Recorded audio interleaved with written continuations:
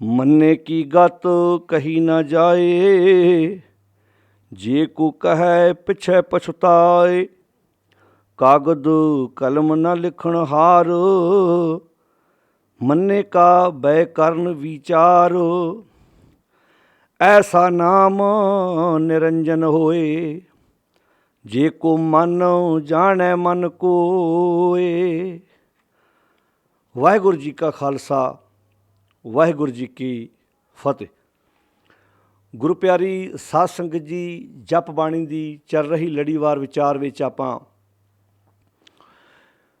11 number Pauri तक विचार सरवण कर चुके हैं। अज आपां 12 नंबर पौड़ी का पाठ सरवण किया है।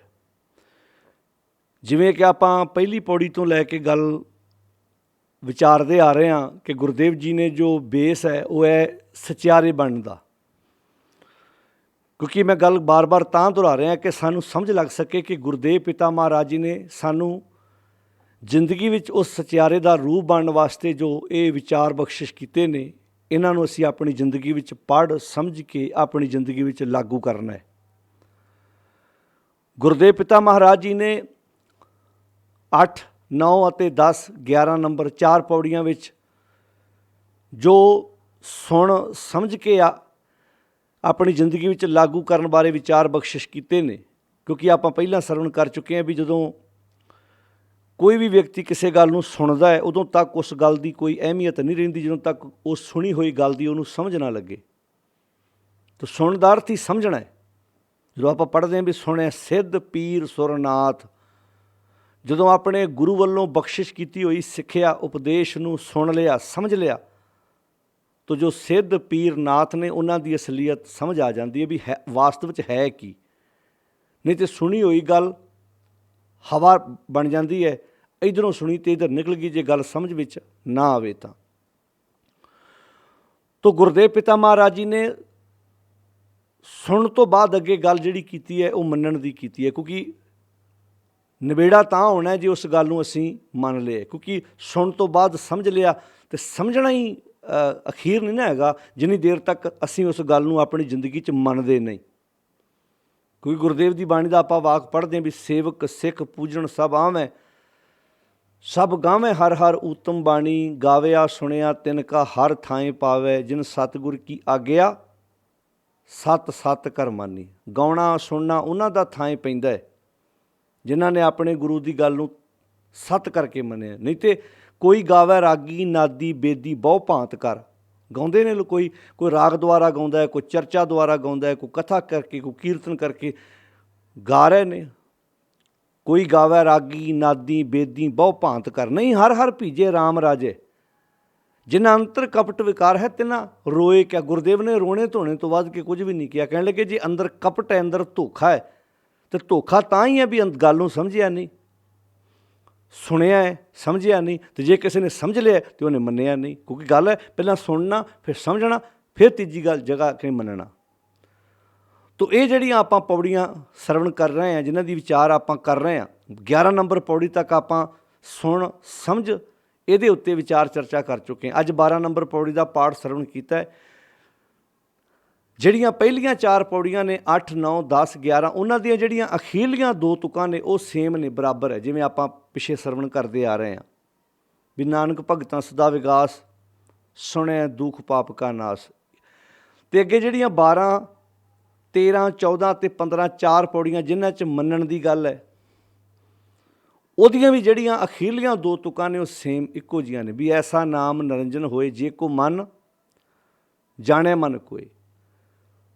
तो गुरुदेव पिता महाराज इत्थे हुण अगे गल बख्शिश करदे ने भी ऐसा नाम, परमेश्वर का नाम एक इहो जिहा अमूलक हीरा है, इदां दी बख्शिश की हुई दात। ऐसा नाम निरंजन होए, क्योंकि अंजन का अर्थ सुरमा हुंदा है, कालख हुंदी है, तो निरंजन जिहड़ा कालख तो रहत है।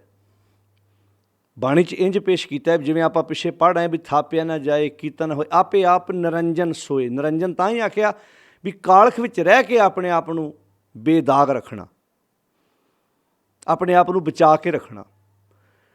परमेश्वर का नाम ऐसा नाम निरंजन होए, परमेश्वर का नाम एक इहो जिहा माया के प्रभाव तो रहत सच है जिहदे नाल असीं जुड़ांगे ਤੇ ਅਸੀਂ ਵੀ ਮਾਇਆ ਦੇ ਪ੍ਰਭਾਵ ਤੋਂ ਰਹਿਤ ਹੋ ਜਾਵਾਂਗੇ। ਮਾਇਆ ਕੇਵਲ ਕਰੰਸੀ ਨਹੀਂ ਹੁੰਦੀ, ਸੋਨਾ ਚਾਂਦੀ ਹੀਰੇ ਜਵਾਹਰਾਤ ਨਹੀਂ ਹੁੰਦੇ। ਬਾਣੀ ਵਿੱਚ ਮਾਇਆ ਦੀ ਡੈਫੀਨੇਸ਼ਨ ਵੀ ਦਿੱਤੀ ਹੈ, ਇਹ ਮਾਇਆ ਜਿਤ ਹਰ ਵਿਸਰੈ ਮੋਹ ਉਪਜੈ ਭਾਉ ਦੂਜਾ ਲਾਇਆ। ਉਹ ਹਰ ਵਸਤੂ ਮਾਇਆ ਹੈ ਜਿਹੜੀ ਸਾਡੀ ਜ਼ਿੰਦਗੀ ਦੇ ਵਿੱਚ ਸੱਚ ਨਾਲ ਮਿਲਣ 'ਤੇ ਰੁਕਾਵਟ ਖੜੀ ਕਰਦੀ ਹੈ। ਉਹ ਪੁੱਤਰ ਹੋ ਸਕਦਾ ਹੈ, ਧੀ ਹੋ ਸਕਦੀ ਹੈ, ਪਤਨੀ ਹੋ ਸਕਦੀ ਹੈ, ਪਤੀ ਹੋ ਸਕਦਾ ਹੈ, ਘਰ ਹੋ ਸਕਦਾ ਹੈ, ਕੋਠੀ ਹੋ ਸਕਦੀ ਹੈ, ਜ਼ਮੀਨ ਹੋ ਸਕਦੀ ਹੈ, ਜਾਇਦਾਦ ਹੋ ਸਕਦੀ ਹੈ, ਅਤੇ ਕਈ ਵਾਰੀ ਆਪਣੇ ਆਪ ਨੂੰ ਧਰਮੀ ਹੋਣ ਦਾ ਹੰਕਾਰ ਵੀ ਹੋ ਸਕਦਾ ਹੈ।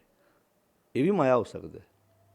ਤਿਆਗ ਦਾ ਹੰਕਾਰ ਵੀ ਮਾਇਆ ਦਾ ਰੂਪ ਹੋ ਸਕਦਾ। ਮਾਇਆ ਦੇ ਕਈ ਰੂਪ ਹਨ, ਕਿਉਂਕਿ ਇਹ ਮਾਇਆ ਜਿਤ ਹਰ ਵਿਸਰੈ ਮੋਹ ਉਪਜੈ ਭਾਉ ਦੂਜਾ ਲਾਇਆ। ਤੋ ਗੁਰਦੇਵ ਜੀ ਕਹਿੰਦੇ ਨੇ ਐਸਾ ਨਾਮ ਨਿਰੰਜਨ ਹੋਏ ਜੇ ਕੋ ਮਨ ਜਾਣੈ ਮਨ ਕੋਏ। ਜੇ ਕੋ ਮਨ, ਕਿਉਂਕਿ ਜਿਹੜਾ ਪਹਿਲਾ ਮਨ ਹੈ ਉਹਦੇ ਉੱਤੇ ਟਿੱਪੀ ਹੈ, ਜੇ ਕੋ ਮਨ ਜਾਣੈ ਮਨ ਕੋਏ। ਜੇ ਕੋਈ ਮਨ ਵਿੱਚ ਇਸ ਗੱਲ ਨੂੰ ਸਮਝ ਲਵੇ, ਮਨ ਵਿੱਚ ਸ਼ਬਦ ਵਰਤਿਆ ਹੈ। ਤਨ ਕਰਕੇ ਤੇ ਸਾਰੇ ਸਿਰ ਝੁਕਾਈ ਜਾਂਦੇ ਨੇ ਆਪਣੇ ਗੁਰੂ ਦੇ ਅੱਗੇ, ਤਨ ਕਰਕੇ ਤੇ ਪਿੰਡਾਂ ਦੇ ਪਿੰਡ, ਸ਼ਹਿਰਾਂ ਦੇ ਸ਼ਹਿਰ। ਮੈਨੂੰ ਲੱਗਦਾ ਜੇ ਆਪਾਂ ਤਨ ਦੀ ਗੱਲ ਕਰੀਏ ਤਾਂ ਤਨ ਕਰਕੇ ਤੇ ਕੋਈ ਵੀ ਐਸਾ ਵਿਅਕਤੀ ਨਹੀਂ ਜਿਹੜਾ ਗੁਰੂ ਗ੍ਰੰਥ ਸਾਹਿਬ ਜੀ ਦੇ ਅੱਗੇ, ਜਿਹੜੇ ਸਿੱਖ ਪਰਿਵਾਰਾਂ ਨਾਲ ਸੰਬੰਧ ਰੱਖਦੇ ਨੇ, ਜਿਨ੍ਹਾਂ ਨੇ ਆਪਣੀ ਜ਼ਿੰਦਗੀ 'ਚ ਕਦੀ ਗੁਰੂ ਗ੍ਰੰਥ ਸਾਹਿਬ ਜੀ ਦੇ ਅੱਗੇ ਨਮਸਕਾਰ ਨਹੀਂ ਕੀਤੀ ਹੋਏਗੀ। ਪਰ ਇਕੱਲੀ ਤਨ ਦੇ ਝੁਕਣ ਦੀ ਗੱਲ ਥੋੜ੍ਹਾ ਸਤਿਗੁਰ ਨੇ ਬਾਣੀ ਵਿੱਚ ਕੀਤੀ ਹੈ। ਜੇ ਗੱਲ ਨੂੰ ਮਨ ਵਿੱਚ ਸਮਝ ਕੇ, ਮਨ ਵਿੱਚ ਉਸ ਗੱਲ ਨੂੰ ਪੱਕਿਆਂ ਨਹੀਂ ਕੀਤਾ, ਜ਼ਿੰਦਗੀ 'ਚ ਧਾਰਨ ਨਹੀਂ ਕੀਤਾ, ਨਹੀਂ ਤੇ ਗੁਰਦੇਵ ਨੇ ਇਹ ਵੀ ਆਖਿਆ ਅਪਰਾਧੀ ਦੂਣਾ ਨਿਵੇਂ, ਅਪਰਾਧੀ ਦੂਣਾ ਨਿਵਦਾ ਹੈ। ਅਪਰਾਧੀ ਦੂਣਾ ਨਿਵੇਂ ਜੇ ਹੰਤਾ ਮਿਰਗਾਹੇ ਸੀਸ ਨਵਾਏ ਕਿਆ ਥੀਐ ਜਾਂ ਹਿਰਦੈ ਕੁਸ਼ੁੱਧੇ ਜਾਹੇ। ਗੁਰਦੇਵ ਜੀ ਬਖਸ਼ਿਸ਼ ਕਰਦੇ ਨੇ ਅਪਰਾਧੀ ਦੂਣਾ ਝੁਕਦਾ। ਜੇ ਝੁਕਣ ਦੀ ਗੱਲ ਹੀ ਆਵੇ ਤਾਂ ਅਪਰਾਧੀ ਤੇ ਆਮ ਬੰਦੇ ਨਾਲੋਂ ਜ਼ਿਆਦਾ ਲੰਮੇ ਪੈਂਦਾ ਹੈ, ਨਮਸਕਾਰਾਂ ਕਰਦਾ। ਉੱਤੇ ਬਾਣੀ 'ਚ ਲਿਖਿਆ ਸਲਾਮ ਜਵਾਬ ਦੋਵੇਂ ਕਰੇ। ਸਲਾਮ ਵੀ ਕਰਦਾ ਪਰ ਨਾਲ ਇੱਕ ਸ਼ਬਦ ਵਰਤਿਆ ਜਵਾਬ। ਉਹ ਜਵਾਬ ਕਿੱਦਾਂ ਦਿੰਦਾ ਭਲਾ? ਜ਼ਰੂਰੀ ਨਹੀਂ ਤੁਸੀਂ ਕਿਸੇ ਨੂੰ ਮੂੰਹੋਂ ਬੋਲ ਕੇ ਜਵਾਬ ਦੇਣਾ ਹੈ। ਮੰਨ ਲਓ ਹੁਣ ਤੁਹਾਨੂੰ ਪਿਤਾ ਨੇ ਪੁੱਤਰ ਨੂੰ ਕਿਹਾ ਪੁੱਤਰ ਆਹ ਕੰਮ ਕਰੀ, ਤੇ ਪੁੱਤਰ ਅੱਗੇ ਬੋਲਿਆ ਨਹੀਂ ਪਰ ਕੰਮ ਕੀਤਾ ਵੀ ਨਹੀਂ ਉਹਨੇ, ਇਹ ਜਵਾਬ ਹੀ ਹੁੰਦਾ ਹੈ। ਜ਼ਰੂਰੀ ਨਹੀਂ ਜ਼ਿੰਦਗੀ ਤੁਸੀਂ ਕਿਸੇ ਗੱਲ ਨੂੰ ਮੂੰਹੋਂ ਬੋਲ ਕੇ, ਬਹੁਤ ਬੱਚੇ ਐਸੇ ਹੁੰਦੇ ਨੇ ਜਿਹੜੇ ਮੂੰਹੋਂ ਬੋਲ ਕੇ ਕਦੀ ਜਵਾਬ ਨਹੀਂ ਦਿੰਦੇ, ਪਰ ਗੱਲ ਨੂੰ ਨਾ ਕਰਨਾ ਵੀ ਤਾਂ ਇੱਕ ਹਿਸਾਬ ਦਾ ਜਵਾਬ ਹੀ ਹੁੰਦਾ ਹੈ ਨਾ। ਸਲਾਮ ਜਵਾਬ ਦੋਵੇਂ ਕਰੇ ਮੁੰਡੋਂ ਕੁੱਥਾ ਜਾਏ। ਮੁੰਡ ਕੀ ਹੈ? ਸੱਚ, ਸੱਚ ਤੋਂ ਕੁੱਥਿਆ ਹੋਇਆ ਹੈ। ਨਾਨਕ ਦੋਵੇਂ ਕੂੜੀਆਂ। ਹੁਣ ਦੋਵੇਂ ਸ਼ਬਦ ਪਤਾ ਕਿਉਂ ਵਰਤੇ? ਵੀ ਉਹਦਾ ਨਮਸਕਾਰ ਕਰਨਾ, ਉਹਦਾ ਸਲਾਮ ਕਰਨਾ ਵੀ ਝੂਠਾ ਹੈ, ਅਤੇ ਜਵਾਬ ਦੇਣਾ ਤਾਂ ਝੂਠਾ ਹੋ ਹੀ ਗਿਆ ਆਪਣੇ ਆਪ। ਉਹ ਤਾਂ ਜੁੜੀ ਉਹਦੇ ਨਾਲ ਗੱਲ ਸੀ। ਦੋਵੇਂ ਕੂੜੀਆਂ ਥਾਂ ਨਾ ਕਾਈ ਪਾਏ। ਕੋਈ ਚੀਜ਼ ਵੀ ਥਾਂ ਨਹੀਂ ਪਈ। ਗੁਰਦੇਵ ਜੀ ਕਹਿੰਦੇ ਨੇ ਜ਼ਿੰਦਗੀ ਜਿਉਣ ਦਾ ਤਰੀਕਾ ਗਵਾ ਬੈਠਾ। ਅਪਰਾਧੀ ਦੂਣਾ ਨਿਵੇਂ ਜਿਉ ਹੰਤਾ ਮਿਰਗਾਹੇ ਸੀਸ ਨਵਾਏ ਕਿਆ ਥੀਐ ਜਾਂ ਹਿਰਦੇ ਕੁਸ਼ੁੱਧੇ ਜਾਹੇ। ਜੇ ਹਿਰਦੇ 'ਚ ਕੁਸ਼ੁੱਧਪੁਣਾ, ਅੰਦਰ ਕਪਟ ਹੈ, ਗੁਰਦੇਵ ਜੀ ਕਹਿੰਦੇ ਨੇ ਅਪਰਾਧੀ ਦੂਣਾ ਨਿਵੇਂ ਜਿਉ ਹੰਤਾ। ਜਦੋਂ ਸ਼ਿਕਾਰੀ ਹਿਰਨ ਨੂੰ ਮਾਰਨ ਵਾਸਤੇ ਇੱਦਾਂ ਧਰਤੀ 'ਤੇ ਰੇਂਗਦਾ ਹੈ ਨਾ, ਵਰਕਾਂ ਪਰਨੇ ਹੋ ਕੇ, ਕਈ ਵਾਰੀ ਇੱਕ ਇੱਕ ਕਿੱਲਾ, ਅੱਧਾ ਅੱਧਾ ਕਿੱਲਾ, ਕਾਫੀ ਦੂਰ ਤੱਕ ਇੱਦਾਂ ਜਾਂਦਾ ਹੈ ਵੀ ਹਿਰਨ ਨੂੰ ਪਤਾ ਨਾ ਲੱਗੇ। ਅਤੇ ਉਹਦਾ ਅਰਥ ਇਹ ਨਹੀਂ ਵੀ ਉਹ ਹਿਰਨ ਨੂੰ ਮੱਥਾ ਟੇਕ ਰਿਹਾ, ਹਿਰਨ ਦਾ ਸਤਿਕਾਰ ਕਰ ਰਿਹਾ। ਉਹ ਤਾਕ 'ਚ ਹੈ ਵੀ ਕਦੋਂ ਹਿਰਨ ਨੂੰ ਮੈਂ ਫੁੰਡ ਦੇਵਾਂ। ਜ਼ਰੂਰੀ ਨਹੀਂ ਜਿਹੜਾ ਤੁਹਾਡੇ ਗਾਂਹ ਗੋਡੀਆਂ ਹੱਥ ਲਾਵੇ, ਤੁਹਾਡੇ ਅੱਗੇ ਦੀ ਸਿਰ ਝੁਕਾਵੇ, ਜ਼ਰੂਰੀ ਨਹੀਂ ਤੁਹਾਡਾ ਸਤਿਕਾਰ ਕਰ ਰਿਹਾ ਨਾ, ਜ਼ਰੂਰੀ ਨਹੀਂ। ਇੱਥੇ ਸ਼ਬਦ ਵਰਤਿਆ ਜੇ ਕੋ ਮਨ ਜਾਣੇ ਮਨ ਕੋਏ। ਜੇ ਕੋਈ ਆਪਣੇ ਮਨ ਵਿੱਚ ਇਸ ਗੱਲ ਨੂੰ ਜਾਣ ਲਵੇ, ਸਮਝ ਲਵੇ, ਪੱਕਿਆਂ ਕਰ ਲਵੇ ਕਿ ਪਰਮੇਸ਼ਰ ਦਾ ਨਾਮ ਵਾਕਿਆ ਹੀ ਮਾਇਆ ਦੀ ਕਾਸ਼ ਤੋਂ ਰਹਿਤ ਹੈ, ਅਤੇ ਮੈਂ ਉਹਦੇ ਨਾਲ ਹੁਣ ਸਾਂਝ ਪਾ ਕੇ ਆਪਣੀ ਜ਼ਿੰਦਗੀ ਨੂੰ ਖੂਬਸੂਰਤ ਬਣਾਉਣਾ ਹੈ, ਆਪਣੀ ਜ਼ਿੰਦਗੀ ਨੂੰ ਸੁਚੱਜਾ ਬਣਾਉਣਾ ਹੈ। ਜੇ ਕੋ ਮਨ ਜਾਣੈ ਮਨ ਕੋਏ। ਹੁਣ ਜਿਵੇਂ ਆਪਾਂ ਇਹ ਦੋ ਸ਼ਬਦ ਆ ਗਏ, ਇੱਕ ਤੇ ਮਨ ਆ ਗਿਆ, ਇੱਕ ਆ ਗਿਆ ਤੂੰ ਮੇਰੀ ਗੱਲ ਮੰਨਦਾ ਨਹੀਂ। ਹੁਣ ਸ਼ਬਦ ਦੋਵੇਂ ਹੀ ਮਨ ਹੀ ਆ। ਇਹ ਦੋਵੇਂ ਮਨ ਦਾ ਡਿਫਰੈਂਟ ਫਰਕ ਹੈ। ਆਹ ਹੈ ਇੱਕ ਆਪਾਂ ਕਹਿੰਦੇ ਹਾਂ ਮੇਰਾ ਮਨ ਨਹੀਂ ਲੱਗਦਾ, ਇਹ ਗੱਲ ਮੇਰੀ ਮੰਨਦਾ ਨਹੀਂ। ਹੁਣ ਹੈ ਤਾਂ ਦੋਵੇਂ ਮਨ ਹੀ ਹੈ, ਮੰਮਾ ਨੰਨਾ ਸ਼ਬਦ ਹੀ ਹੈ, ਪਰ ਇੱਕ ਫਰਕ ਹੈ, ਟਿੱਪੀ ਲਾਤੀ ਗੁਰਦੇਵ ਜੀ। ਜੇ ਕੋ ਮਨ ਜਾਣੈ ਮਨ ਕੋਏ। ਜੇ ਕੋਈ ਆਪਣੇ ਮਨ ਵਿੱਚ ਇਸ ਗੱਲ ਨੂੰ ਜਾਣ ਲਵੇ, ਸਮਝ ਲਵੇ। ਕੀ ਸਮਝ ਲਵੇ ਭਲਾ? ਉਤਰਲੀ ਗੱਲ, ਐਸਾ ਨਾਮ, ਆਹ ਸਮਝ ਲਵੇ। ਐਸਾ ਨਾਮ ਨਿਰੰਜਨ ਹੋਏ ਕਿ ਪਰਮੇਸ਼ਰ ਦਾ ਨਾਮ ਮਾਇਆ ਦੀ ਕਾਲਖ ਤੋਂ ਰਹਿਤ ਹੈ, ਅਤੇ ਮੈਂ ਵੀ ਉਸ ਨਾਲ ਸਾਂਝ ਪਾ ਕੇ ਮਾਇਆ ਦੀ ਕਾਲਖ ਤੋਂ ਰਹਿਤ ਹੋਣਾ ਹੈ। ਕਿਉਂਕਿ ਜਦੋਂ ਬੰਦਾ ਕਿਸੇ ਨਾਲ ਜੁੜਦਾ ਹੈ, ਗੁਰਦੇਵ ਨੇ ਬਹੁਤ ਸੋਹਣੇ, ਭਗਤ ਕਬੀਰ ਜੀ ਨੇ ਕਿਉਂ ਬਾਣੀ 'ਚ ਇਹ ਸ਼ਬਦ ਵਰਤੇ ਸੀ? ਕਹਿੰਦੇ ਜਦੋਂ ਤੂੰ ਸਾਂਝ ਉਹਦੇ ਨਾਲ ਪਾਏਂਗਾ ਨਾ, ਹੁਣ ਇਹ ਤਨ ਹੈ, ਇਹਨੇ ਸਦਾ ਨਹੀਂ ਰਹਿਣਾ, ਸਥਿਰ ਨਹੀਂ ਰਹਿਣਾ, ਇਹਨੇ ਨਾਸ਼ ਹੋਣਾ ਹੈ। ਨਾ ਧਰਮੀ ਦਾ ਸਰੀਰ ਇੱਥੇ ਦੁਨੀਆ 'ਤੇ ਰਿਹਾ ਅਤੇ ਨਾ ਅਧਰਮੀ ਦਾ ਸਰੀਰ ਇਸ ਦੁਨੀਆ 'ਤੇ ਰਿਹਾ। ਵੱਖਰੀ ਗੱਲ ਹੈ ਥੋੜ੍ਹੇ ਟਾਈਮ ਲਈ ਤੁਸੀਂ ਇਹਨੂੰ ਵਧਾ ਸਕਦੇ ਹੋ ਕੋਈ ਇਲਾਜ ਕਰਕੇ, ਪਰਹੇਜ਼ ਕਰਕੇ, ਪਰ ਤੁਸੀਂ ਇਹ ਕਹੋ ਕਿ ਮੈਂ ਇਹਨੂੰ ਨਾਸ਼ ਹੋਣ ਤੋਂ ਬਚਾ ਲਵਾਂ, ਇਹ ਕਦੀ ਵੀ ਨਹੀਂ ਹੋਣਾ। ਗੁਰਦੇਵ ਨੇ ਬਾਣੀ 'ਚ ਲਿਖਿਆ, ਤੁਸੀਂ ਭਗਤ ਕਬੀਰ ਜੀ ਦਾ ਸਲੋਕ ਪੜ੍ਹੋ, ਕਬੀਰ ਇਹ ਤਨ ਜਾਏਗਾ। ਭਗਤ ਕਬੀਰ ਜੀ ਕਹਿੰਦੇ ਇਹ ਤਨ ਨੇ ਚਲੇ ਜਾਣਾ ਹੈ। ਸਕੋ ਤਾਂ ਲਿਹੋ ਬਹੋਰ, ਹੈਗੀ ਤਾਕਤ ਤਾਂ ਰੋਕ ਕੇ ਵਿਖਾਓ। ਤੇ ਤੁਹਾਡੇ 'ਚ ਸਮਰੱਥਾ ਤਾਂ ਤਨ ਨੂੰ ਨਾਸ਼ ਹੋਣ ਤੋਂ ਰੋਕ ਕੇ ਵਿਖਾਓ। ਨਾਂਗੇ ਪਾਉ ਤੇ ਗਏ, ਹੁਣ ਨੰਗੇ ਪੈਰ ਦਾ ਅਰਥ ਕੀ, ਵੀ ਜਾਂਦੇ ਸਾਰੇ ਨੰਗੇ ਪੈਰੀਆਂ, ਬੂਟ ਪਾ ਕੇ ਤਾਂ ਕੋਈ ਵੀ ਨਹੀਂ। ਤੁਸੀਂ ਕਿਸੇ ਮੁਰਦੇ ਨੂੰ ਵੇਖਿਆ ਵੀ ਤੁਸੀਂ ਉਹਨੂੰ ਬੂਟ ਪਾ ਕੇ ਇੱਦਾਂ ਇੱਦਾਂ ਇੱਦਾਂ ਲੈ ਕੇ ਗਏ ਹੋ? ਉਹ ਤਾਂ ਜਾਣਾ ਤਾਂ ਸਾਰਿਆਂ ਨੰਗੇ ਪੈਰੀ ਹੈ। ਨੰਗੇ ਪੈਰੀ ਦਾ ਅਰਥ ਵੀ ਕੱਖ ਵੀ ਨਹੀਂ ਜਾਣਾ। ਤੁਸੀਂ ਜੇ ਪਾ ਵੀ ਦਿਓਗੇ ਤਾਂ ਸੜ ਜਾਣਾ। ਜਿਹੜੇ ਤਨ 'ਤੇ ਕੱਪੜੇ ਵੀ ਪਾਏ ਜਾਂਦੇ ਉਹ ਵੀ ਤਾਂ ਸੜ ਜਾਂਦੇ ਨੇ। ਨਾਂਗੇ ਪਾਉ ਤੇ ਗਏ ਜਿਨਕੇ ਲੱਖ ਕਰੋੜ, ਇਹ ਲੱਖ ਤੇ ਕਰੋੜ ਸ਼ਬਦ ਪਤਾ ਕਿਉਂ ਵਰਤਿਆ? ਵੀ ਕਈ ਵਾਰੀ ਨਾ ਬੰਦੇ ਕੋਲ ਪੈਸੇ ਘੱਟ ਹੁੰਦੇ ਆ ਅਤੇ ਉਹਨੂੰ ਇੰਝ ਝੋਰਾ ਰਹਿੰਦਾ ਵੀ ਕਿਤੇ ਸਾਡੇ ਕੋਲ ਵੀ ਪੈਸੇ ਹੁੰਦੇ, ਅਸੀਂ ਵੀ ਮਹਿੰਗੇ ਹੋਸਪਿਟਲ 'ਚ ਇਲਾਜ ਕਰਦੇ, ਸਾਡਾ ਮਰੀਜ਼ ਬਚ ਜਾਂਦਾ। ਕਈ ਤੁਸੀਂ ਵੇਖਿਆ ਵਿਦੇਸ਼ਾਂ ਜਾ ਜਾ ਕੇ ਇਲਾਜ ਕਰਾਉਂਦੇ ਆ। ਫਿਰ ਤਾਂ ਜਿਨ੍ਹਾਂ ਦੇ ਪਰਿਵਾਰ ਆਪਣੇ ਫੈਮਿਲੀ ਡਾਕਟਰ ਨੇ, ਜਿਨ੍ਹਾਂ ਦੇ ਘਰਾਂ ਵਿੱਚ ਸਭ ਕੁਝ ਹੀ ਹੈ, ਜਿਨ੍ਹਾਂ ਦੇ ਹੌਸਪੀਟਲ ਆਪਣੇ ਨੇ, ਜਿਨ੍ਹਾਂ ਕੋਲ ਪੈਸੇ 'ਤੇ ਅੰਬਾਰ ਲੱਗੇ, ਉਹ ਤਾਂ ਦੁਨੀਆ ਤੋਂ ਕਦੀ ਜਾਣ ਹੀ ਨਾ। ਉਹ ਦੁਨੀਆ ਤੋਂ ਕਦੀ, ਉਹ ਤਾਂ ਦੁਨੀਆ 'ਤੇ ਸਦਾ ਰਹਿਣ। ਉਹਨਾਂ ਕੋਲ ਤਾਂ ਬੜੇ ਵਧੀਆ ਇਲਾਜ ਆ। ਪਰ ਲਿਖਿਆ ਤੇ ਕਬੀਰ ਇਹ ਤਨ ਜਾਏਗਾ, ਸਕੋ ਹੈਗੀ ਤਾਕਤ ਤਾਂ ਲਹੋ ਬਹੋਰ। ਨਾਂਗੇ ਪਾਉ ਤੇ ਗਏ ਜਿਨਕੇ ਲੱਖ ਕਰੋੜ, ਨੰਗੇ ਪੈਰ ਗਏ, ਭਾਵ ਕੱਖ ਨਹੀਂ ਨਾਲ ਲੈ ਗਏ, ਜਿਨ੍ਹਾਂ ਦੇ ਲੱਖਾਂ ਕਰੋੜਾਂ ਬੈਂਕਾਂ ਵਿੱਚ ਪਏ ਸੀ, ਜਮ੍ਹਾਂ ਸੀ। ਫਿਰ ਕੀ ਕਰੀਏ ਭਗਤ ਕਬੀਰ ਜੀ, ਜੇ ਤਨ ਨੇ ਨਾਸ਼ ਹੋਣ ਤੋਂ ਬਚਾ ਹੀ ਨਹੀਂ ਸਕਦੇ ਅਸੀਂ, ਫਿਰ ਕਰੀਏ ਕੀ? ਸਾਨੂੰ ਦੱਸੋ ਨਾ, ਫਿਰ ਅਸੀਂ ਕਰੀਏ ਕੀ? ਕਹਿੰਦੇ ਅਗਲਾ ਸਲੋਕ ਪੜ੍ਹ ਲਓ। ਹੁਣ ਅਗਲਾ ਸਲੋਕ ਅਸੀਂ ਖੁਦ ਨਹੀਂ ਪੜ੍ਹਿਆ, ਅਸੀਂ ਪੜ੍ਹਾਉਣ ਤੁਰ ਪਏ ਕਿਸੇ ਕੋਲੋਂ। ਪਾਠੀ ਨੂੰ ਕਿਹਾ ਤੂੰ ਪੜ੍ਹ ਦੇ, ਗ੍ਰੰਥੀ ਨੂੰ ਕਿਹਾ ਤੂੰ ਪੜ੍ਹ ਦੇ, ਉਹਨੂੰ ਕਿਹਾ ਤੂੰ ਪੜ੍ਹ ਦੇ, ਅਤੇ ਅਸੀਂ ਟੈਂਟ ਲਾ ਲਈਏ, ਅਸੀਂ ਹੋਰ ਕੰਮਾਂ 'ਚ ਰੁੱਝ ਗਏ। ਅਸੀਂ ਤਾਂ ਬਾਣੀ ਨੂੰ ਧਿਆਨ ਨਾਲ ਸਮਝਿਆ ਹੀ ਨਹੀਂ। ਇੱਦਾਂ ਅਸੀਂ ਇੱਕ ਇੱਕ ਸਲੋਕ, ਇੱਕ ਪੌੜੀ ਸਮਝਦੇ, ਪਤਾ ਲੱਗਦਾ। ਅਗਲਾ ਸਲੋਕ ਪੜ੍ਹੋ ਅਤੇ ਉਹਦੇ ਜਵਾਬ ਦਿੱਤਾ, ਕਬੀਰ ਇਹ ਤਨ ਜਾਏਗਾ ਕਵਨੇ ਮਾਰਗ ਲਾਏ, ਇਹਨੂੰ ਕਿਸੇ ਚੰਗੇ ਮਾਰਗ 'ਤੇ ਲਾ ਲਓ, ਇਹਦੇ ਕੋਲੋਂ ਕੰਮ ਲੈ ਲਓ, ਇਹਨੂੰ ਕਿਸੇ ਰਸਤੇ 'ਤੇ ਪਾ ਲਓ। ਕਿਸੇ ਰਸਤੇ 'ਤੇ ਪਾਓਗੇ ਜ਼ਿੰਦਗੀ ਸਫਲ ਹੋ ਜਾਏਗੀ। ਇਹਦੇ ਕੋਲੋਂ ਕੰਮ ਲੈ ਲਓ, ਇੰਝ ਕਰ ਲਓ, ਇਹਦੇ ਕੋਲੋਂ ਕੰਮ ਲੈ ਲਓ। ਸਰੀਰ ਨਹੀਂ ਰਹਿਣਾ, ਪਰ ਇਹਦੇ ਦੁਆਰਾ ਕੀਤੇ ਕੰਮ ਰਹਿਣਗੇ। ਤੁਸੀਂ ਅੱਜ ਵੇਖ ਲਓ ਜਿਨ੍ਹਾਂ ਦੇ ਅਸੀਂ ਨਾਂ ਲੈਂਦੇ, ਗੁਰੂ ਨਾਨਕ ਸਾਹਿਬ ਮਹਾਰਾਜ ਆ, 10 ਪਾਤਸ਼ਾਹਾਂ ਦੀ ਆਪਾਂ ਗੱਲ ਕਰਦੇ ਹਾਂ, ਭਗਤ ਰਵਿਦਾਸ ਜੀ, ਭਗਤ ਕਬੀਰ ਜੀ, ਜਿਨ੍ਹਾਂ ਮਹਾਂਪੁਰਖਾਂ ਦੀ ਆਪਾਂ ਗੱਲ ਕਰਦੇ ਹਾਂ, ਜਿਨ੍ਹਾਂ ਭਗਤ ਸਾਹਿਬਾਨਾਂ ਦੀ ਗੱਲ ਕਰਦੇ ਹਾਂ, ਸਰੀਰ ਅੱਜ ਸਾਡੇ ਵਿੱਚ ਹੈਗਾ ਉਹਨਾਂ ਦਾ? ਨਹੀਂ ਹੈਗਾ, ਪਰ ਉਹਨਾਂ ਦੀ ਦਿੱਤੀ ਸਿੱਖਿਆ ਤਾਂ ਹੈਗੀ ਨਾ ਸਾਡੇ ਕੋਲ। ਜਿਨ੍ਹਾਂ ਮਹਾਨ ਗੁਰਸਿੱਖਾਂ, ਭਾਈ ਤਾਰੂ ਸਿੰਘ ਦੀ ਗੱਲ ਕਰ ਲਓ, ਤੁਸੀਂ ਭਾਈ ਮਨੀ ਸਿੰਘ ਦੀ ਗੱਲ ਕਰ ਲਓ, ਭਾਈ ਸ਼ਬੇਗ ਸਿੰਘ, ਸ਼ਾਹਬਾਜ਼ ਸਿੰਘ ਦੀ ਗੱਲ ਕਰ ਲਓ, ਜਿਨ੍ਹਾਂ ਨੇ ਦ੍ਰਿੜਤਾ ਦੇ ਨਾਲ ਸਾਨੂੰ ਜ਼ਿੰਦਗੀ ਜਿਉਣ ਦੇ ਤਰੀਕੇ ਖਵਾਏ। ਭਗਤ ਪੂਰਨ ਸਿੰਘ ਦੀ ਗੱਲ ਕਰ ਲਓ, ਪ੍ਰੋਫੈਸਰ ਸਾਹਿਬ ਸਿੰਘ ਦੀ ਗੱਲ ਕਰ ਲਓ, ਗਿਆਨੀ ਦੇਸ ਸਿੰਘ ਦੀ ਗੱਲ ਕਰ ਲਓ, ਜਿਨ੍ਹਾਂ ਨੇ ਵਿਖੜਿਆਂ ਸਮਿਆਂ 'ਚ ਸਾਨੂੰ ਸਿਰ ਉੱਚਾ ਚੁੱਕ ਕੇ ਜ਼ਿੰਦਗੀ ਜਿਉਣ ਦੇ ਤਰੀਕੇ ਦੱਸੇ।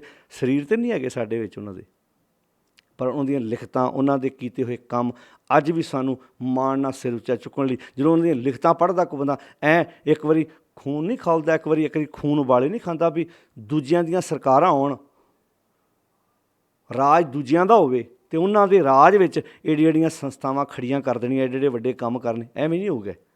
ਆਪਣੇ ਅੰਦਰ ਗੁਰੂ ਦੀ ਗੱਲ ਨੂੰ ਸਮਝਿਆ ਅਤੇ ਵਿਚਾਰਿਆ ਸੀ ਅਗਲਿਆਂ ਨੇ, ਟਿਕਾਇਆ ਸੀ ਅਗਲਿਆਂ ਨੇ। ਕਬੀਰ ਇਹ ਤਨ ਜਾਏਗਾ ਕਵਨੇ ਮਾਰਗ ਲਾਏ, ਕਹਿ ਸੰਗਤ ਕਰ ਸਾਧ ਕੀ, ਕਹਿ ਸੰਗਤ ਕਰ ਸਾਧ ਕੀ। ਇੱਥੇ ਹੁਣ ਸਾਧ ਸਮਝਣਾ, ਐਵੇਂ ਕੋਈ ਸਾਧ ਬਾਬਾ ਨਾ ਲੱਭਦੇ ਫਿਰੇ। ਇੱਥੇ ਸਾਧ ਦਾ ਅਰਥ ਗੁਰੂ ਹੈ, ਕਿਉਂਕਿ ਸਾਨੂੰ ਗੁਰੂ ਦੀ ਸੰਗਤ ਕਰ ਲਈ ਆਖਿਆ। ਅਤੇ ਗੁਰੂ ਦੀ ਸੰਗਤ, ਸਾਧ ਸ਼ਬਦ ਗੁਰੂ ਗਿਆਨ ਹੈ, ਅਤੇ ਸੰਗਤ ਕਰਨੀ ਹੈ ਮਨ ਨੇ, ਕਿਉਂਕਿ ਮਨ ਜਾਣੇ ਮਨ ਕੋਏ। ਮਨ ਵਿੱਚ ਇਸ ਗੱਲ ਨੂੰ ਸਮਝਣਾ, ਸੰਗਤ ਵੀ ਮਨ ਨੇ ਕਰਨੀ ਹੈ। ਤਨ ਕਰਕੇ ਤਾਂ ਬੰਦਾ ਕਈ ਵਾਰੀ 2-2 ਘੰਟੇ ਗੁਰਦੁਆਰੇ ਬਹਿ ਆਉਂਦਾ ਹੈ, ਪਰ ਜੇ ਮਨ ਨਾ ਉੱਥੇ ਜਾਵੇ ਤਾਂ ਤਨ ਦਾ ਜਾਇਆ ਕਿਸ ਅਰਥ ਰਹਿ ਗਿਆ? ਉੱਥੇ ਗਿਆ ਨਾ ਗਿਆ ਇੱਕ ਬਰਾਬਰ ਰਹਿ ਗਿਆ।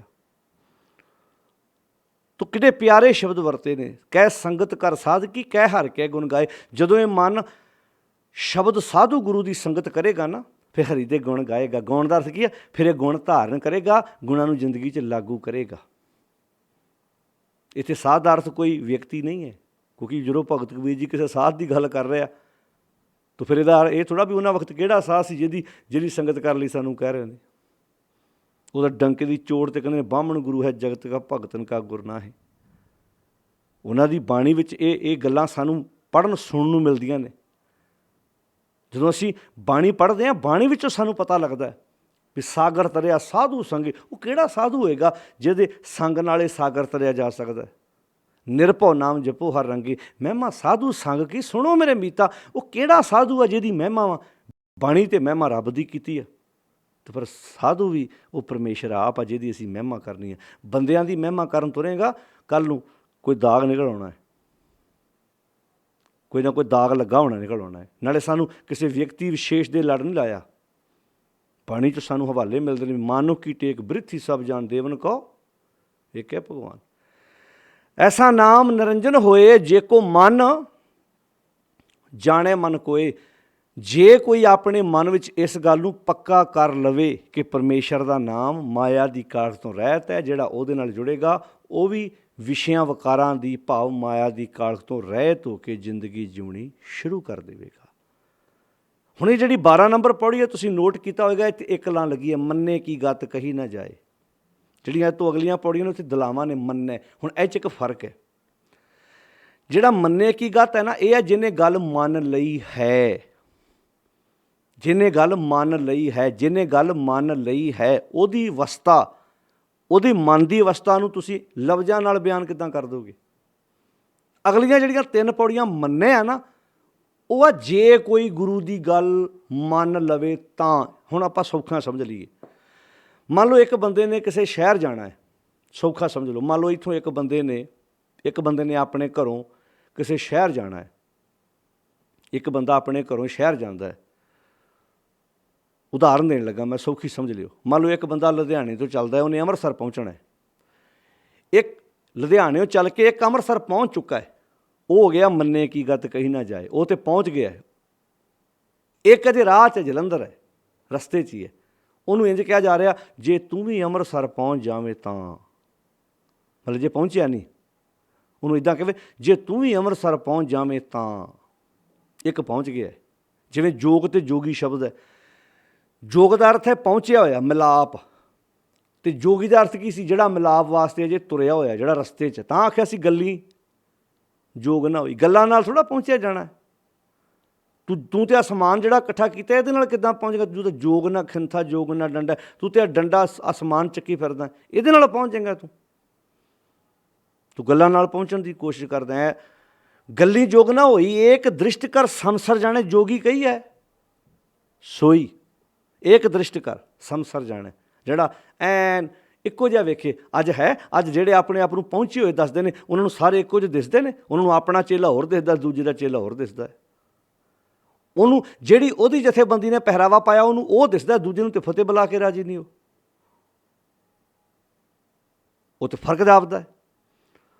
ਤੋ ਇੱਥੇ ਗੁਰੂਦੇਵ ਪਿਤਾ ਮਰ ਗਏ, ਮੰਨੇ ਕੀ ਗਤ ਕਹੀ ਨਾ ਜਾਏ। ਗਤ ਦਾ ਅਰਥ ਹੈ ਅਵਸਥਾ।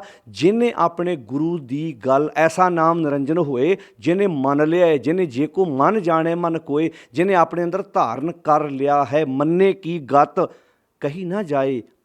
ਜੇ ਕੋ ਕਹੇ, ਅੱਛਾ ਜੇ ਕੋ ਕਵੇ ਨਹੀਂ ਹੁਣ ਮੈਂ ਬਿਆਨ ਕਰੂੰਗਾ, ਹੁਣ ਜਿਵੇਂ ਗੁਰੂ ਹੈ, ਗੁਰੂ ਤੇ ਪਰਮੇਸ਼ਰ ਇੱਕ ਰੂਪ ਹੈ।